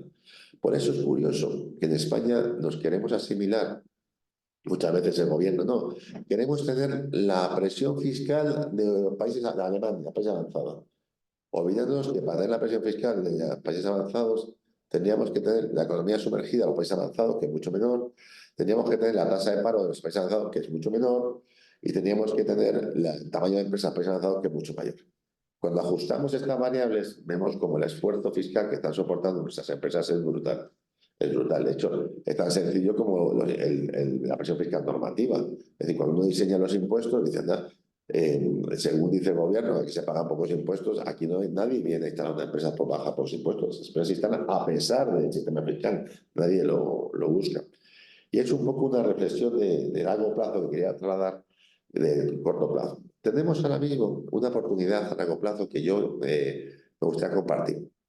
Y es que estamos en un cambio. El ciclo a largo plazo, de 10, 20 años, se explica por los cambios en los ciclos de innovación. Y estamos en un cambio muy importante, que es la generalización de la digitalización, que va a ser un fenómeno de productividad, inteligencia artificial, la automatización, lo que es la Big Data, pues va a ser factor de crecimiento que estamos viendo. Y luego el cambio de paradigma de sostenibilidad. La sostenibilidad como la que la sociedad demanda unos nuevos productos, nuevos procesos, más eficientes y con menos intensidad en consumo de materias primas y energía. Y este cambio de paradigma yo creo que va a ser un factor de crecimiento a largo plazo que va a ser muy positivo. Pero claro, para poder aprovechar este cambio y esta oportunidad de crecimiento a largo plazo, que es incuestionable, tenemos que crear un clima favorable a la inversión. Porque la gente que puede hacer que España se suma en este nuevo paradigma va a ser la empresa. No va a ser, y por desgracia, vemos como a la empresa se la desplaza de la asignación de recursos de la subvención para este aspecto y por contra se la castiga con impuestos empresariales, que España tiene el dudoso protagonismo de ser uno de los países de la Unión Europea en que la imposición empresarial supone un mayor porcentaje de ingresos públicos que de toda la Unión Europea. En España es el 33%, 1 de cada 3 euros del total de ingresos públicos lo aporta la empresa, cuando en la Unión Europea es 1 de cada 4. Por tanto, el contexto a día de hoy no es el más favorable y tenemos que pensar que ahí tenemos una dificultad mayor. Y por contra, las empresas españolas en este contexto pues, han hecho unos esfuerzos muy fuertes de eficiencia, de competitividad y al final están asimilando las cargas que no le corresponden, los problemas de deficiencia del sector público no le corresponden y esto supone una pérdida de crecimiento, pero también es verdad que son los protagonismos de la economía española. El que está dando crecimiento, el que está a protagonizar la mejora del nivel de vida es la empresa. Y voy a poner un dato que ya le he dicho antes. La productividad del sector público no existe, la productividad no se mide en el sector público. Entonces, si el principal protagonista del crecimiento económico de los últimos 25 años ha sido la productividad, el protagonista del crecimiento económico de la economía española ha sido la empresa privada. Y por desgracia, el gran protagonista, la gran solución, el gran motor de progreso, prosperidad, sin embargo, es la gente que siempre se le tiene para ponerle dificultades y nunca para ponerle ayuda. Tampoco es necesaria ayuda. Yo ahí, Jaime, yo creo que la empresa va a tener un clima favorable a la empresa. Esta crisis, por ejemplo, y con eso termino, que me he venido para arriba, esta crisis ha sido la primera que no se han creado incentivos fiscales a la inversión como mecanismo de recuperación de la inversión. La anterior crisis, por ejemplo, se hizo libertad de amortización, en la anterior incentivos fiscales, deducción de activos fijos, negociación por la inversión. Y esta no. Parece que nos hemos olvidado un poco de los fundamentales del crecimiento a largo plazo y de la necesidad de crear incentivos.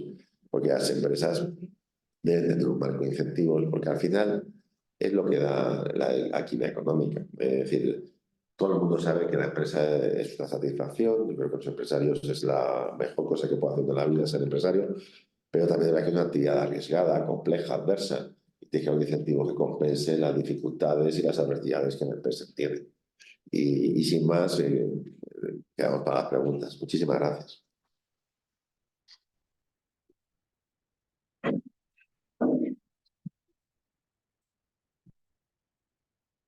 Disculpa que estábamos silenciados. Estaba hablando. Bueno, muchas gracias, Gregorio, David. La verdad que ha sido una lectura económica, ¿no? De la situación por la que estamos atravesando y esperamos pasar el año próximo también. Ahora, se abre el turno de preguntas o el debate. No sé si queréis hacer algún comentario, alguna pregunta, tanto a Gregorio como a David. Sí, por favor. Te tengo que traducir, porque no tenemos el micrófono de mano. Sí, cuéntame y le comento. Sí. Voy a hablar un poco del crecimiento y ha hablado de una cosa muy importante que es la inversión. Ha hablado de un crecimiento bueno de España, pero muy cortoplacista. De cara a largo plazo, ha hablado de esa inversión y sobre todo ha hablado de sostenibilidad.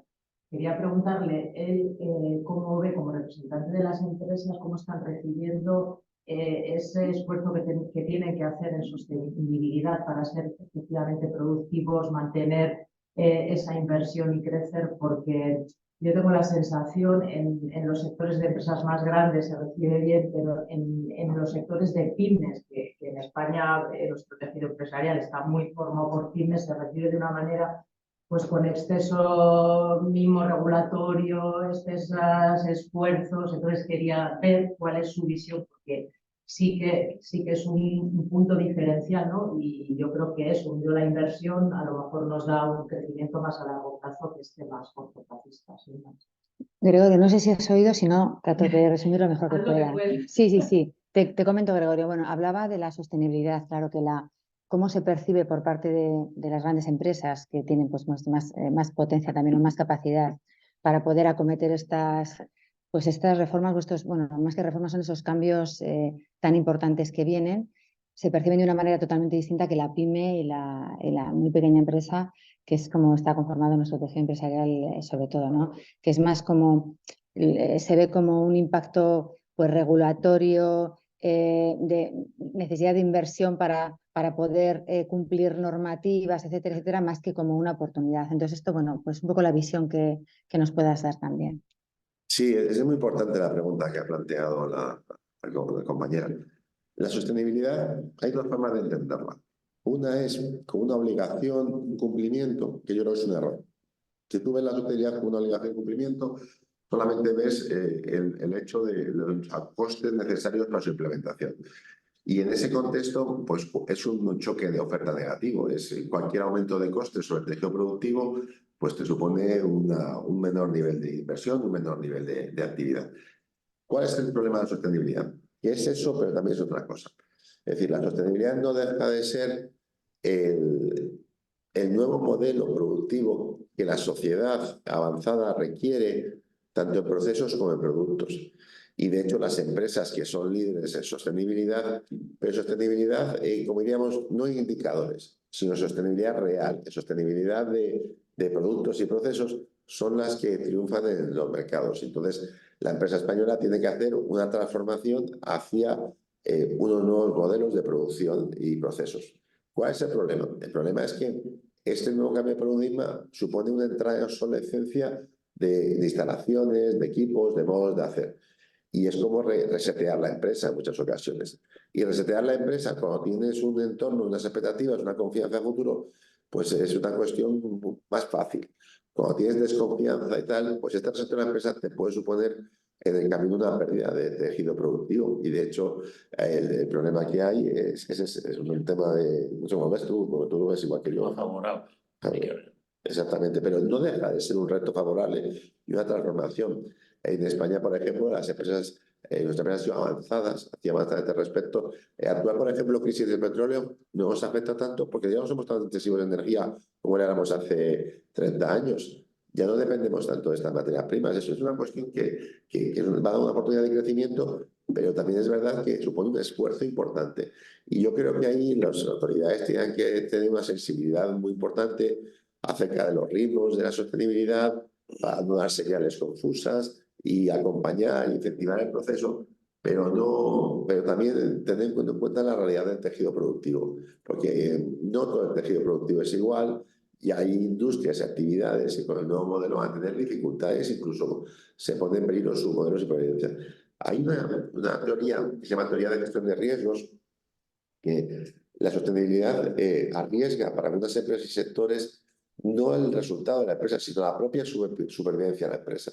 Es decir, si tú no eres capaz de hacer el cambio de modelo en 10, 15 años, esa empresa va a desaparecer del mercado. Pero por eso es tan importante adelantarlo, pero también es verdad que es difícil y acompañarlo y es un esfuerzo importante. A mí me parece que la mejor manera de hacerlo es haciendo a través de incentivos, ayudas más que previsiones y dejando al mercado, dejando que sea una fuente de ventaja competitiva.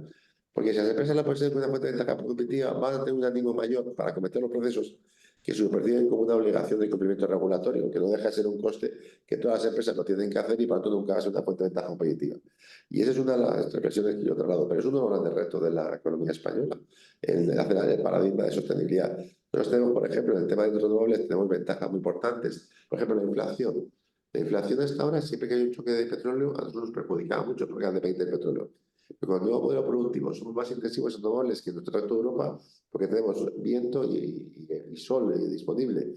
Y ahí nos podemos encontrar que posiblemente a futuro, con este modelo de renovables, tenemos menos inflación a futuro que la que hemos tenido en el pasado. Además, es un factor de coste financiero. Es decir, que es una oportunidad. Yo creo que es una oportunidad, es un factor. Aquellos que le da miedo el cambio, yo les diría que no lo vean con miedo, lo vean como una oportunidad. La economía a largo plazo es siempre transformación, cambio y progreso. El modelo productivo español no es el de hace 20 años, ni hace 40, ni hace 50. Es verdad que una vez visto es más fácil verlo, pero el empresario, por eso hay que apostar por que sea el empresario, a través de sus apuestas, sus inversiones, su modelo de futuro, el que sea el motor del cambio, y no tanto los reguladores que pueden acertar, impulsarlo, los que decidan estos modelos, los ritmos de implementación. Y yo creo que eso es importante, ese mensaje, que sea la empresa y no el regulador el que decida, aunque coincidamos en la necesidad del cambio de modelo a largo plazo y la obligación de ello. Pero yo creo que los ritmos y los modelos, confío más en empresarios decidiéndolo que en reguladores. Gracias, Gregorio. Gracias. ¿Alguna cuestión más que queráis comentar? Sí, bueno, Javier.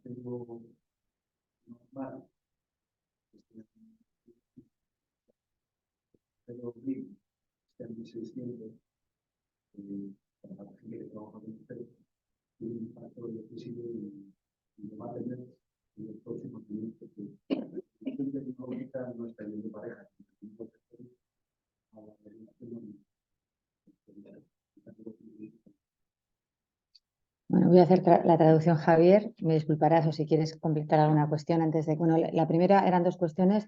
La primera era sobre todo dirigida a David y luego también para que pudieras comentar, Gregorio, en relación a Alemania sobre todo, bueno, las perspectivas económicas, sobre todo desde el punto de vista de la industria. Es un gran motor industrial Alemania, pero bueno, la paralización que ha habido en el último trimestre y que se espera también a principios del año próximo también en Alemania, la recuperación en Alemania, cómo se ve. Un poco esta es una pregunta dirigida a David y luego para que tú comentaras. Y luego, por último, también se refería a Javier Martínez Aldama de Arisa, a la cuestión anterior en relación a la sostenibilidad. Bueno, nos indica que, por ejemplo, se dedica, bueno, dentro del sector pues, automoción, el coste del acero normal es 1.200 euros la tonelada, el green es a 1.600 euros la tonelada, ¿no? Entonces, esto tiene un impacto decisivo, obviamente, en los costes de las empresas y que la evolución tecnológica no va pareja a la evolución de lo que tienen quizás los mercados, ¿no? Entonces, y a la regulación normativa. También para, bueno, comentario y por si quieres comentar luego algo. David, bueno, si quieres empezamos con lo... Sí. Bueno, gracias por su pregunta, Javier. Las perspectivas a corto plazo no son buenas.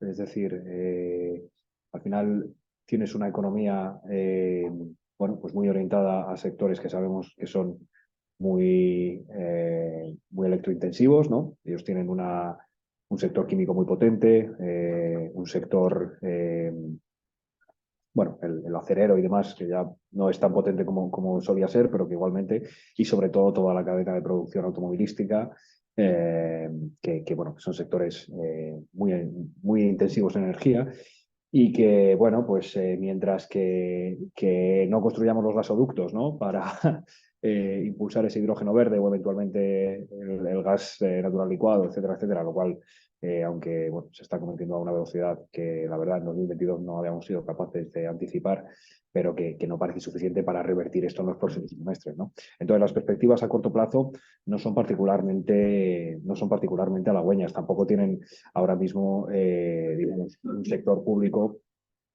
que esté resultando de particular apoyo, ¿no? Han tenido, bueno, estaba en las noticias, una reversión del Tribunal Constitucional de unos fondos que inicialmente estaban destinados a la recuperación COVID y que el gobierno bueno, redirigió a facilitar la transición ecológica y que finalmente no han permitido, ¿no? que haya este trasvase. Bueno, más allá de legalismos o de bueno, pues problemas, digamos, puramente formales, esto lo que permea es que no hay, digamos, una visión clara y unívoca en el país sobre bueno, la necesidad de incentivar desde lo público y desde las subvenciones ese cambio tecnológico, como sí que está habiendo en Estados Unidos y como muy probablemente siga habiendo incluso si cambia la administración, incluso si volviera Trump o volvieran en general los republicanos, ¿no? Y esto es un problema no solo para Alemania, sino para el conjunto de la Unión Europea si bien el hecho de que la mayor economía de Europa y con mayor calibre, ¿no?, a la hora de lanzar estos subsidios se esté, bueno, mostrando relativamente contenida, y digo relativamente porque aún así las diferencias son nítidas, pues es una buena noticia para economías más pequeñas como la nuestra, ¿no?, que no tenemos esa capacidad para subvencionar a nuestras empresas ese cambio de modelo, ¿no?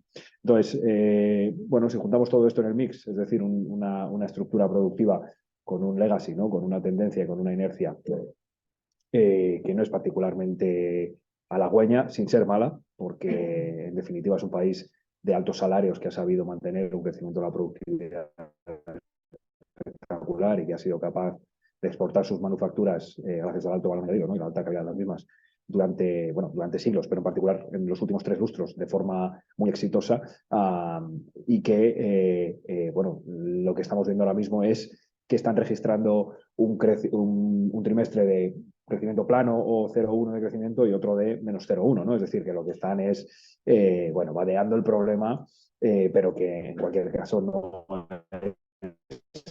nada parecido a una crisis como la que pudimos vivir nosotros aquí, pues eso, hace 15 años. Entonces, bueno, como digo, a corto plazo las expectativas y las perspectivas no son particularmente buenas, pero conectando también con el segundo punto que comentaba, al final yo creo que la clave no está aquí en que siga habiendo un diferencial de, bueno, pues un 30 o un 40% superior, ¿no? El acero green comentaba que el acero normal, sino que ese diferencial probablemente hace 2 años era de un 60 o un 70% y hace 5 del 200. Entonces, bueno, al final lo que estamos viendo es que toda esta, digamos, la tendencia y el proceso que desde la teoría nos habían prometido, que era a medida que los consumidores tengan una preferencia mayor, ¿no?, por todos estos productos y estén, por tanto, más dispuestos a pagar un mayor precio por ellos, se irá incentivando, ¿no?, el que las empresas vayan acometiendo este cambio porque les irá resultando rentable. Bueno, comentaba Gregorio, ¿no?, una de las grandes promesas de esta Europa de la autonomía estratégica, etcétera, etcétera, es que en el sur de Europa y muy en particular nosotros nos convirtamos en un exportador neto de energía, y que en ese proceso seamos capaces de producir energía mucho más barata de lo que lo hacemos ahora mismo, ganando, pues eso, no solo autonomía y resiliencia de nuestra economía, sino en este caso también para España, bueno, pues, ingresos netos, pero también, digamos, una posibilidad de que todo esto, esta brecha entre los productos ecológicos y los productos tradicionales se vaya reduciendo, ¿no? Y en ese sentido sí soy muy optimista. Creo que, bueno, todos los esfuerzos están yendo encaminados en ese sentido. Esto no tiene marcha atrás. Este último año y este último verano en particular, que ha sido, bueno, pues tan extremo en toda Europa, en el sur de Europa muy en particular, pero en toda Europa, yo creo que cada vez hay menos espacio político para, bueno, pues estos eventuales negacionistas del cambio climático, etcétera, que pudimos ver en décadas anteriores, y cada vez más hay un consenso social respecto a que esto es ineludible, ¿no? Y en la medida en que esto esté ahí, todos los esfuerzos van a ir encaminados en la misma dirección. Y lo estamos viendo, ¿no?, en el caso del sector de la automoción, como bueno, con el coche eléctrico, que es un coche que en muchos aspectos sigue dando unas peores prestaciones, que es un coche que, bueno, pues eso, ¿no?, alcanza una autonomía mucho menor, que todavía no tenemos una infraestructura ni de recarga ni de recarga, digamos, doméstica, pero tampoco a la hora de viajar, etcétera, etcétera, y que además tienen un coste mucho más elevado, incluso descontando las ayudas. En términos generales, están teniendo un éxito pues, sensacional, ¿no?, entre los consumidores. Y por retomar solo el hilo de lo primero, los alemanes esto lo tienen tan claro como cualquiera o más, y a pesar de que bueno, tengan estos problemas formales ahora mismo y tengan, pues como digo, ¿no?, una coalición de gobierno pues un poco más halcona, si se quiere, ¿no?, donde no hay esa alegría que puede haber en otras economías para incentivar esto. Esto va a terminar por llegar, y de hecho ellos tienen a los verdes también en el gobierno, y además un ecologismo mucho más transversal, ¿no?, a lo largo de todo el espectro político del que hay en otros países como el nuestro, pero en general del sur de Europa. Y yo, digamos, en términos de mercado, puede ser bearish a corto plazo, no es decir bajista, pero bullish a largo clarísimamente. Vale, gracias. Gregorio, si quieres completar. Alemania, el crecimiento va a ser negativo. Alemania va a tener un crecimiento negativo y un crecimiento moderado el año que viene. Alemania tiene un problema también está muy afectado por una variable que no lo hemos comentado, que es el comercio mundial. El proceso de regionalización del comercio mundial o de globalización perjudica especialmente a los países que están más orientados hacia la industria y hacia la exportación, como es el caso de Alemania e Italia. Por ejemplo, el comercio mundial en el año 23 va a crecer un 1%, mientras que en el año 24 se espera una recuperación casi al 3%. Con una contracción de comercio es muy difícil crecer los países exportadores. Alemania tiene esas dificultades que la transformación estructural de asimilar un nuevo precio relativo de la energía está muy cerca de Ucrania y el problema del cambio de modelo que lo está sufriendo especialmente porque la industria alemana, por ejemplo, la automoción alemana era muy fuerte y la automoción son los sectores con mayor necesidad de cambio en este nuevo contexto. Eso es lo que explica por qué Europa ha cambiado el ritmo y está empezando a plantear nuevos paradigmas como la autonomía estratégica. Es Alemania e Italia los que más lo están pidiendo, a los efectos de intentar funcionar de una forma más equilibrada. Porque es verdad que no tiene sentido que aquí cambiemos de modelo y luego el modelo que nos ha impuesto no esté funcionando en el resto del mundo y los coches producidos sin sostenibilidad se vendan aquí. Porque para eso no habríamos arreglado el problema y lo que habría producido es la localización de la actividad. Es un problema que hay que solventar. Y luego el caso de Alemania es un tema que yo creo que podría ser un factor positivo en los próximos meses, que es el tema de Ucrania. Es decir, está empezando a descontarse si el tema de Ucrania a partir de primavera va a solucionarse y solventarse. Esto a Alemania le vendría muy bien, porque en ese momento se podría empezar a normalizar el tema del gas y sobre todo despejar tensiones geopolíticas. En el caso es una dificultad. Y entonces, lo que ha dicho antes el compañero de sostenibilidad y Alemania, yo creo que está muy ligado. Es decir, el nuevo modelo productivo de sostenibilidad supone una transformación que hace que las ventajas competitivas alcanzadas por algunas industrias y sectores se pierdan y tenga que buscar nuevas ventajas competitivas. Por ejemplo, en el caso de Alemania, eran líderes en los motores de combustión diésel. Pues de repente eso no deja de esa ventaja competitiva la pierdes. Y tienes que empezar a competir con otros modelos, que lo podrán hacer, porque son gente muy informada y lo hacen bien las cosas, pero supone perder las ventajas competitivas. Por eso, yo creo que estos cambios han de hacerse de una forma muy de la mano de la realidad y no impuestos. Porque nos hemos dado cuenta, por ejemplo, que carecíamos de capacidad de producción de coches eléctricos y coches híbridos, que ha habido escasez. Y eso no tiene sentido. No tiene sentido. Nosotros, por ejemplo, la industria de automoción es uno de los sectores que ha tenido mayor cambio en los últimos años.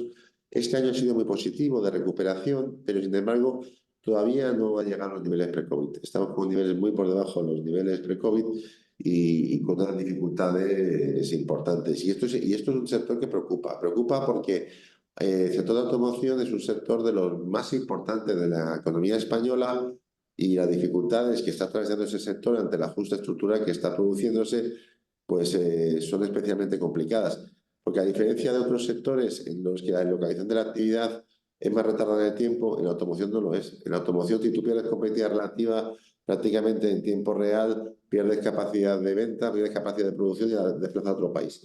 Por eso es tan importante crear un clima favorable a la competitividad hacia la productividad, que son los sectores más sensibles a pérdida de competitividad. Afortunadamente, las empresas españolas son muy eficientes. El clúster de automoción de componentes es especialmente eficiente, el sector de automoción es eficiente por sus proveedores, pero tampoco podemos olvidar que va a jugar otro partido nuevo, que es producir unos coches distintos a los que se producían ahora. Y además unos coches que por regla general van a ser más caros en términos de coste.